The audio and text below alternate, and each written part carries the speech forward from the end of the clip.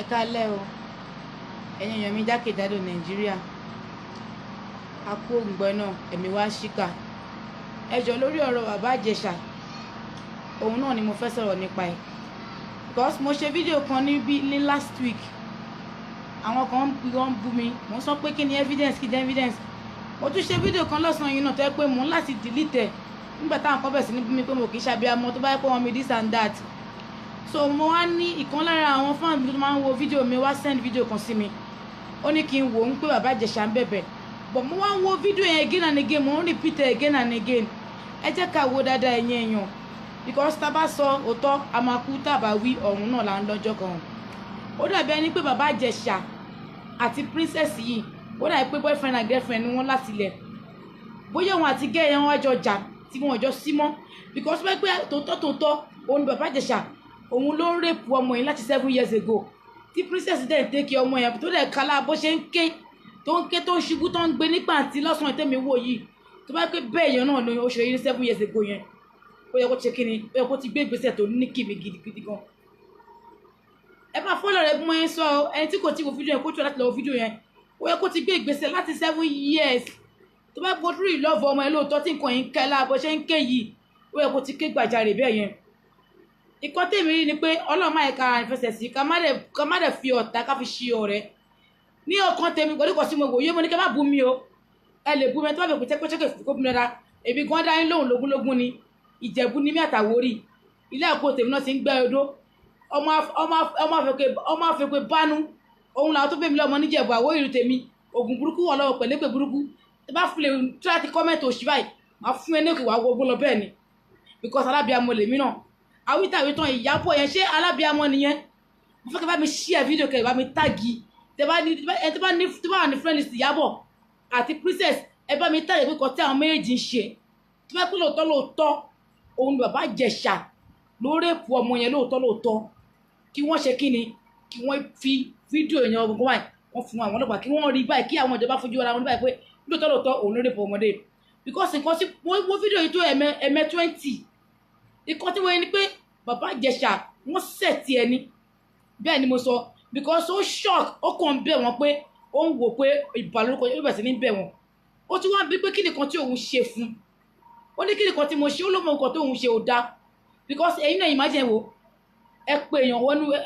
ọkọ ọ̀yàn ilé tí family ẹ wà, ó wá fi òun àti ọmọ nìkan sílẹ̀, láti kò mọ̀ pé ọkọ wà behind ẹ̀, ó dàbẹ̀ ní pé Ìyábọ̀ ó ti ní grudges pẹ̀lú bàbá Ìjẹ̀ṣà tẹ́lẹ̀ kó tó di pé ọ̀rọ̀ ìṣẹ̀lẹ̀ àtọ̀, because títí Ìyábọ̀ wá pọ̀ gan gidigidi gan. Mo máa rí gbogbo àtọmọ tìyẹn ń dá ìhòòhò tọmọ yẹn bí ọmọ ṣe múra tó wọ́n ní ìhòòhò tọmọ tí ń ti irun ẹwọ́ èṣù ọmọ David lọmọ ẹ̀kọ́ ti ṣòro ṣe mọ́ lábẹ́, kò tẹ́ kí ẹmọ ẹ̀kọ́ fún ṣọ́ọ̀gì tiẹ̀, ó wá fèsì bàbá Ìjẹ̀ṣà, ó wá bẹ̀ sí ní ìran gangan, òun pariwo tó bá tiẹ̀ pé lóòótọ́ gan ni princess wa padà gbé fídíò bọ́sà pé yes lóòótọ́ ló rèpù ọmọdé yìí, kí ló le tó tó yẹn, kí ló lè tó yẹn, ṣé òun nìkan lé alábíàmọ ni, mi ò bí ọmọkùnrin obìnrin náà méjì tí mo bí. So èmi bẹ́ẹ̀ ni ká bá dé gbódájú kàdé ìtújọ́ òótọ́ kàdé mú níbẹ̀, ẹ ṣáà ń lọ sí station àti wọn obìnrin kan náà, ẹ ṣáà ń ṣe princess náà yẹn náà ké ló ṣubú láti ọdún méje ó tara alábíàmọ, tẹ́kùn lóòótọ́ alábíàmọ ni, tẹ́kùn òun ló fi ògùn ẹ̀bí ọmọ jáde báyìí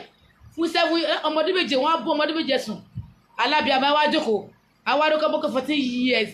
ọmọ yóò dẹ̀ lè sọ̀rọ̀ ẹni kọ́ máa sọ̀rọ̀ pé ọmọ 14 years káàsìkò ó kéré 7 years yẹn, 14 years old girl ní kò lè sọ pé ẹni yìí ṣe bàbá fóun, àrí fídíò ọmọ, àrí ibi tí ó ti tó ẹ ká bẹ̀rẹ̀ ọlọ́kadà wò pé ìjọ ìgbé ìdàdùkẹ́mọ̀ gbogbo wa pátápátá la máa jí ìfọ́ lọ́hùn. Èmi wọn ni ká má ṣe pé o, ẹ bá mọ̀ ẹ̀mẹ̀ pé iṣẹ́ ẹ mọ̀ pé kó má dàbí pé yóò kí ń gbàdúrà láyé ni, nínú àdúrà tèpè kọ́lọ́ má ṣe wọ́n lọ́mọ ìṣù ni, máa fi èpè báyé lèmi jẹ, because èmi náà fúnra mi ẹ̀ lọ́ra ni mi ò mọ princess rí, bàbá Ìjẹ̀ṣà mi ò rí for real nínú fíìmù lọ, princess náà mi ò rí for real kàtẹ́gbẹ́ bí amọ̀ ẹnì kankan rí, àbẹ́nìkan fún mi ní owó, àbẹ́nìkan fún mi ní ọkàn, bọ́ ẹni sùúrù kí tí wọ́n bá lè fi evidence wa ọmọ Nàìjíríà káwọn ìjọba rí, ó bẹ̀ sí ní blab bí iye Ìyábọ̀, ẹ bá mi táàgì ẹ̀kẹ́ ṣí ẹ̀ kúkú kí bú tèmi, ó níwèé òun ní rúùmù ní àrò, máa yẹ kó mọ̀ pé òun ló lórúkọ tí àbùkù wákàkiri, máa rọ́bìṣì ẹ̀ máa yẹ̀yẹ́, èmi ò celebrity, mi ò celeb, mi ò lówó, mi ò tà, mi ò yọ ìpa mi, òun làbùkù wákàkiri, máa dọ̀tí ẹ̀, tí tíyàn bá tẹ̀ ìjáwé tó jẹ́ pé olóhùn lóṣó gbogbo obìnrin lóṣó fine o tún wá lẹ́nu kámẹ́rà o ní wọ́n rèpù wọ́n ti rèpù wọlé 5 o tún sọ yẹn ṣé abiyamọ nìyẹn ẹjọ́ ṣé abiyamọ nìyẹn ṣé kó máa sọ lórí burúkú rọ̀ bẹ́ẹ̀ yẹn òwò tí bàbá gẹ̀dẹ̀ bá ṣẹlẹ̀ kó wá pa irọ́ wọn ni àbótí ẹ̀rẹ̀ wá jówó àbúkọ́ làwọn tó rèpù ẹ̀rí ṣé ó yẹ kó wá dípò ìbílẹ̀ tàṣẹ inú ìgbà yẹn kó wọ́n rèpù ẹ̀rí Ìjẹ̀ṣà kan ló sínú kò sínú àwọn tó rèpù ẹ̀ kí ló wá dé tó wá lé tó báyìí tó lójú tó báyìí meanwhile colleagues jọ nìyí kí ló dé aṣáájú kan táwọn tó kù sọ lóòkè Òṣòdì sọ pé bí princess ṣe yẹ ọ̀rẹ́dájú ó rèpù ọmọ ni àrí fídíò àrí evidence àrí anything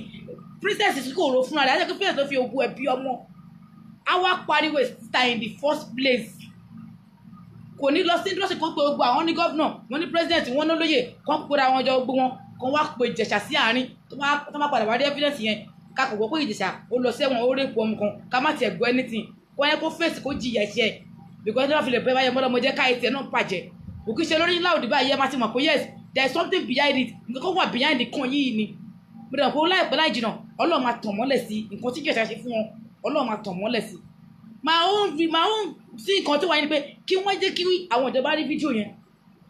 kò yẹ fídíò tó fi ń bẹ̀ wọn náà fẹ́ rí o ibi tó ti rí èpò ọmọ yìí ibi tó ti fi ká tó ti fíńgà ọmọ tó ti ń láàárẹ̀ tó ti ṣe kó jẹ́ kí àwọn èèyàn rí kíjọba rí báyìí because mi mọ problem wọn bẹ̀rẹ̀ fábíyì sọ ẹbu Saheed Balogun ẹbu gbogbo wọn ìhàn kí ló dé alábẹ́wọ̀ lọ́wọ́ náà kò lẹ́kọ̀ọ́ lórí tó yàn kí ló ṣẹlẹ̀ ọgán láàánú ó tún lò máa ta lé òun àtàlé òun torí tiẹ̀ kí ló ṣẹlẹ̀ ọgán kò sẹ́ni tó mú tó kò sẹ́ni tí kò bọ́bọ́ yẹn tún sọ pé kọ́bẹ̀ lọ brown princess pé òun ní problem bóyá ó ní nǹkan tó ṣe tí princess mọ̀ ó dàbí pé ọjọ́ bẹ̀rẹ̀ àwọn alálẹ̀ ní 7 years ago nìyẹn iná wọ̀ wọ́n nìyẹn ó ṣẹ̀ ẹ́ nìyẹn ẹ̀ẹ́dẹ̀ mọ̀ bẹ́ẹ̀ fẹ́ ṣe ẹ̀ ní ìfọwọ́ ọlọ́mọ ẹ̀ mọ̀ ọlọ́mọ ẹ̀ forúkọ ẹ̀ sí wọ́n lè pọ̀ mọ́ lọ́wọ́ 7 years ẹ̀yin náà ti wá sọ́tán ojú yín wájẹ̀ wà lè post photo ọmọ ẹ̀ lè post video kan rí kí wọ́n rí ẹ̀dọ́ fẹ́ ọmọ orúkọ jẹ́ ẹ̀rọ ẹ̀dẹ́ tẹ́lẹ̀ ẹ jọ ẹ bá mi share fídíò yìí ẹ bá mi táàgì princess àti Ìyábọ̀ Òjó fún ara ẹ àti gbogbo ewu àtọ̀ ń blab nípa ẹ̀ka fìlẹ̀ ìgbèjà àbájẹ̀bù ní ìgbèjà àbájẹ̀ṣà o because I don't know him from madam mi ò mọ́ rí but notwithstanding tẹ́tẹ́ bá sọ lómi gbogbo alamọ ẹ̀ tó kọ́ kí wọ́n fi ìjọba sílẹ̀ ìjọba mọ̀kàn tó tọ́ kọ́mádà wẹ́rẹ̀ lọ sí station ọlọ́pàá wẹ́gọ̀ station ìdí àwọn ọlọ́pàá tí wọ́n ti aṣọ àwọn pé wọ́n ní release ẹ̀ who are you táyà láti kọ́ ìjọba ní kọ́tọ́ fẹ́ ṣé wọ́n ní kóòtù ní àbí kí ni problem ẹ̀ gan sùpàlà náà business ní ìyẹn náà wọ́n ń ké nǹkan 7 years wọ́n ń ké oṣù wọ́n ń gbé kí ló dé ṣọ́fọ̀ ṣe ẹ̀yọ́ mọ́kú lọ́wọ́ yín ni ẹ̀ẹ́dẹ̀ ní sùúrù tí wọ́n pretend wọ́n ti gbogbo lè frame up ni wọ́n pretend wọ́n ń ké gbogbo ojú wa wú ló wá ṣe bí pé ṣe àbíṣẹ́ òun rẹ̀ kù ni àbí òun náà fàdé ẹ̀yà kí ló dé tótó yìí kí ló ṣẹlẹ̀ gan kí ló yẹ ṣàṣẹ fún yín ó tún bẹ̀ because plan work ni bóyá bẹ̀ yẹn shock ló jẹ́ fún wa yẹn ẹ wá nísìnyí ò tẹ́kẹ̀ ẹ expose ẹ fine ẹ ti fà sẹ́wọ̀ ìjọba fine kọ́dájọ́ ẹ kú òṣìṣọ́ ẹ lọ ẹ ń bọ̀ kí ló ṣẹlẹ̀ gangan kí ló dé ẹ bá mi táàgì Ìyábọ̀ olóhùn lẹ́kẹ̀ẹ́ ebu kájọ búra wa dáa ẹ jẹ́ pé láìfọ̀ ẹ̀ kò ní mínì ó ti fi àfẹ́tọ̀ ọmọ ẹ bọ́ mẹ́sẹ́ mọ́ káàkiri tẹ bá rí mo rí fọ́ọ̀sì ní ọmọ nǹkan mo ṣe pé kò ṣe ọmọ bọ́tà lábẹ́ tẹ̀yìn báyìí ó ní kán filẹ̀ ó lè ṣe anything she's above 18 years ó rí yẹn kó fèsì ayé tiẹ̀ kó má lọ fọ́ victim ó fèsì ẹnìkan ṣé mo tó wà láàrin Yorùbá Ìjẹ̀ṣà àti princess nígbà tó ń fẹ́ra wọn kó tó di pé ìnáwó lè wọ̀ mọ́ ẹ bá mi pòsè ká mi tágẹ̀ sí kí wọ́n ní sùn fún ìjọba kí ìjọba ṣe investigation wọn ṣọ́ ti gbọ́ because ọ̀sọ́ yìí ó dùn mí gan ó dùn mí pé mo delete video yẹn because mo really gbúdọ̀ dáadáa níbẹ̀ ó lóun àtàlẹ́ òun tó Yorùbá Ìjẹ̀ṣà èmi náà ní máa tago bàtà máa tagé èmi náà èmi náà bàṣẹjọ́ wọ́n jẹ́ kí ìjọba dájọ́ kò sí òun ló máa dájọ́ fún Nàìjíríà wíìsì ìyàwó Buhari gan kò lè sọ pé kí wọ́n ṣe kíkọ́ fẹ́nìkan kọ́ ní bọ̀jì ní sùúrù kí ló ṣẹlẹ̀ gan láàgán náà this and that kí ló dé ṣé òun ló fẹ́ ní bọ̀jì ló ń jẹ ni the other time náà mo fídíò náà ni tí fáǹsì ọmọ kan ó ń pèrè lọ́wọ́ lórí fẹ́yà wípé I'm one of your fans kó jọ kó wẹ́ẹ̀pù òun ló bẹ̀ sí ní pariwo do that many people and feeding do that many people and clothing lọ́gàn nìkan èyí ló fẹ́ fún ọmọ bóyá wẹ́ẹ́ fún 2,000 5,000 naira pé má bínú o mo ní èlò fẹ́ ṣe o bẹ̀ sí ní blọọ̀bẹ̀ sí pariwo kí ló ń ṣe tó bá tẹ̀ kó ń gbọ́jà ó ń gbé drug tó bá dé kó bá wọn lára mo kó stop ọjà because ó máa lose fans ó máa lose gbọ́n fún àmì ìgbòho títí ó bá kọ̀ tún báyìí àwọn èèyàn ní fọ́ọ̀lù wọn ní láìkẹ́ mọ́ ní industry mo dẹ̀ wo fíìmù àyẹ̀lẹ̀ báyìí inú rẹ̀ dẹ̀ ń bí mi kí ló wà lọ́wọ́ ẹ̀ kí ló ṣẹlẹ̀ gan láti gbẹdẹ́gá tó ìgan táyé ẹ̀ bá ìgẹ̀tọ́ dípẹ́ èrò ló wà lọ́wọ́ ẹ̀ ṣùgbọ́n àwọn èèyàn ló fún àbẹ́ òun dá ẹ̀ lọ́lá kí ló dé tó wá rí pé torí pé àbágà ọjà ó bẹ́ẹ̀ dà pé máa ti ṣẹ̀tẹ̀ tẹ́lẹ̀ bóyá ẹ ti ṣẹ̀kọ́ fún wọ́n ṣe níjà tẹ́lẹ̀ bọ̀kọ̀ wá kí ṣe pé ní time tó ní pọ́lẹ̀ mi ló máa fẹ́ máa go against ẹ̀ kí wọ́n filẹ̀ kán jẹ́ẹ̀lì ẹ̀ kó lè ní kọ́ pọ́ngbà náà tí pé o bá mọ́ tí yóò dẹ́ṣẹ̀ rí tí yóò dá ẹ̀ṣẹ̀ rí ẹ̀ṣẹ̀ ẹ̀rẹ́ fi kàn kan náà ẹ̀ àti rí good evidence fídíò ẹ̀kan tẹ́ ẹ̀kan ṣíṣe káàkiri náà ni ibi tó ti ń bẹ̀yìn pé ẹjọ́ ó má kó fọ́kọ̀ nígbà tẹ́ mo tẹ́ pé yàn tí ẹ pè yín náà imagine ẹ pé èèyàn wá mẹ́wàá ẹ ti wá sẹ́ẹ̀tì ẹ ká bẹ̀rù Ọlọ́run ká dẹ̀ bẹ̀rù pé ìjọba ìpínlẹ̀ àlùkìá mọ̀ gbogbo àmàrojọ́ àmàkúndẹ̀ àmàrojọ́ ẹ bá mi.